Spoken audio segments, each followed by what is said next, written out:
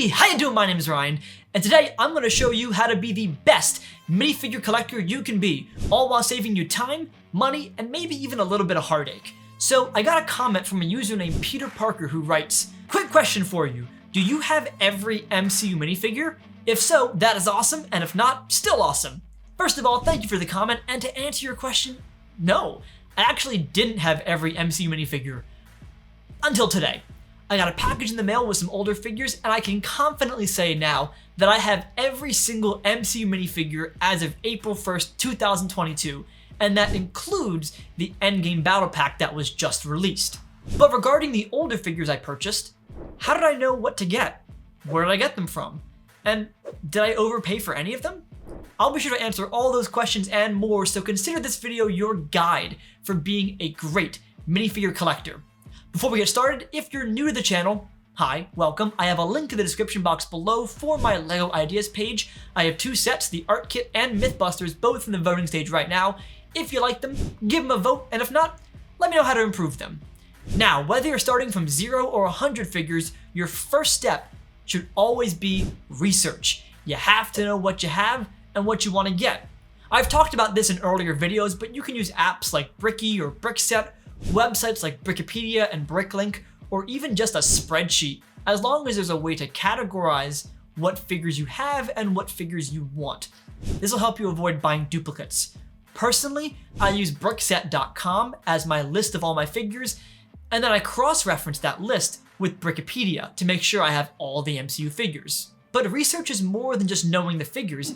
You also kind of have to get a sense for the price too. And this can be a little bit tougher as figure pricing can vary drastically. As a general rule of thumb, if the minifigure you want is in a set that's currently in a retail rotation, try not to pay for more than half of the set's value. So for example, the LEGO Thor's Hammer set comes with an exclusive Thor minifigure, and the set retails for $100.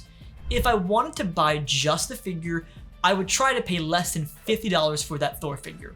Now for older figures, just kind of look around to get a range of prices you can expect to pay. On eBay, some people way overcharge, some people way undercharge, so just kind of getting an idea of what to expect is your best bet. And speaking of eBay, you also want to know your marketplace, as each one of them behaves very differently. Bricklink, for example, is full of experienced LEGO sellers and hobbyists, so you shouldn't expect the deal of a lifetime on Bricklink. But eBay, while there are some people that know what they have on eBay, there are some people that don't. People that just are cleaning out their garage or selling some old toys. That's where you can find good deals. And if you're buying from a site like Firestar Toys or Etsy that you know sells both customs, knockoffs, and official figures, just make sure you know what you're getting. None of them will try to hide it from you, but just be sure. And for those questionable listings on eBay or using lesser known sites like AliExpress, you want to use step number 2, reference. You want social proof for the site of purchase. This could be anything from online reviews to seller profiles to even just asking the LEGO subreddit. If you're a first-time buyer, you want to buy with confidence. This is especially true for item listings. If you did your research and you know the figure you want, and you're on a site like eBay, there's a chance you might actually know more about the figure than the seller does. If an eBay seller has a LEGO Iron Man figure or a LEGO Marvel figure, it's up to you to ensure you're buying the exact figure you wanted, the exact print variation. Some characters like Iron Man, Captain America, and Batman have so many different iterations of figures with pretty identical prints that it can be hard for most people to keep track of all of them in their mind. So having a reference image to compare with the listing is really critical. If a seller is listing a used item, try to ask for a photo of the actual item itself, not just a generic picture, so you can see if there are any play damage cracks or scratches or wear on the print. Most Bricklink sellers, if they're listing an item as used, will often list the exact damage of the figure, and you will often request photos. Now, once you know what figures you want, it's time to open your wallet and deal with step number 3, price. When I'm looking for a figure, I'll often check 3 different sites, so like Bricklink, Firestar Toys, and eBay, to compare prices. And if I'm buying multiple figures, I'll build all 3 carts to see which site has the lowest total. If a figure you want is rare or expensive, try to find out what parts are actually exclusive to that figure. some rare figures are just composites of pre-existing parts with 1 or 2 new pieces, like the Thor's hammer figure, for example. Or this rare version of Hawkeye, it just uses the Captain America face, so if you get 2 of those, you're golden. Sometimes I see what parts I have in storage, and I've saved quite a bit of money that way. My last tip about price is do not forget shipping. I'm US based, so some sites require that I pay extra shipping for overseas travel, airmail, customs. All that stuff can add up quickly and cost you quite a bit of money, so sometimes it's best to make one big purchase with a lot of figures than a bunch of smaller ones and pay for each shipping individually. And that idea of planning out your purchases leads to step number 4, prioritizing.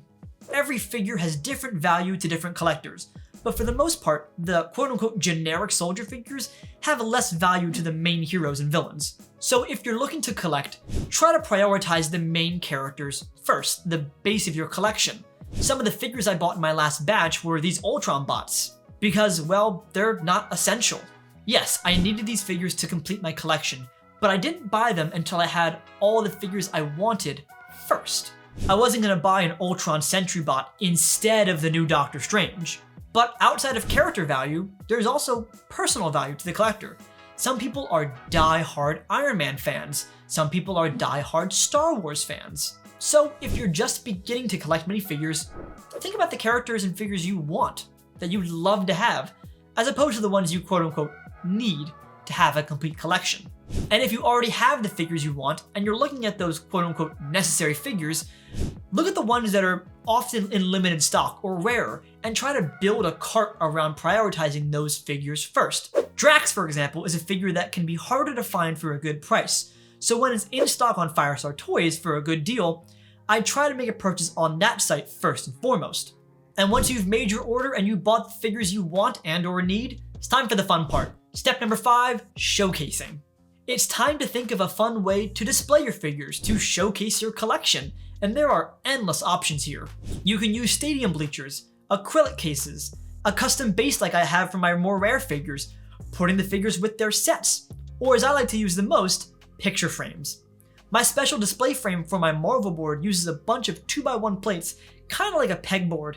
That way I can mount more than just minifigures, as well as reorganize as much as I like. One big thing to consider is, well, how big is your collection? How much space do you need to display it? If you have a lot of shelf space, maybe bleachers might be better for you. If you have a lot of wall space, perhaps picture frames would be better for you. And when you have a lot of figures, you also want to consider how to organize them. Currently, I have my Harry Potter, Star Wars, and Marvel figures on different frames, but within my Marvel board, I categorize the figures based on movies. So Guardians figures are together, Infinity War figures are together, and the CMF series is grouped together.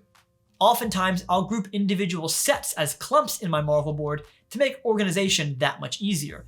And finally, you can step back and admire your collection, regardless of size. But that doesn't mean you're done yet. There's still one more step to consider, and it's pretty important.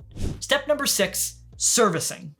Minifigures, whether you're playing with them constantly, using them for stop motion, or just having them on a wall, still do require some constant upkeep, mainly in the form of dusting and cleaning. I've made a video in the past about how best to clean minifigures, including the various tools you can use to de-dust them. But a general rule of thumb that I use is if you have more than 50 figures, you should be dusting 50 times a year. It's about 1 time per week. Trust me, it'll save you a lot of heartache in piles of dust that accumulate on older and rarer figures. And another general rule of thumb is that smaller, consistent fixes prevent larger, more expensive ones. For example, my 2012 Captain America figure, the faceprint has worn down where the A is missing. Rather than buying a whole new figure, I spent a lot less on just the head by itself. With that, I'm going to add these new old figures to my Marvel board and finally complete my collection as of now for every single MCU minifigure as of April 1st, 2022.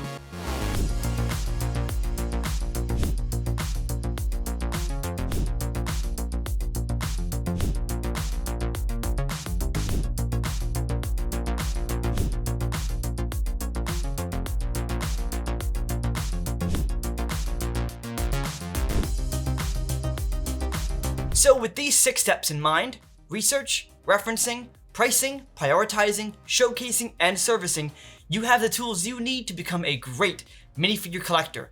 I hope you enjoyed this video. Thank you so much for watching. And by the way, thank you for helping this channel reach 10,000 subscribers. I just noticed a few days ago, you guys are awesome and I always enjoy talking to you guys in the comments. Speaking of which, what is your favorite Lego minifigure of all time? Whether it be an official, a custom, or a knockoff. Let me know in the comments down below. And as always, if you like this video, be sure to subscribe to the channel and thanks for watching.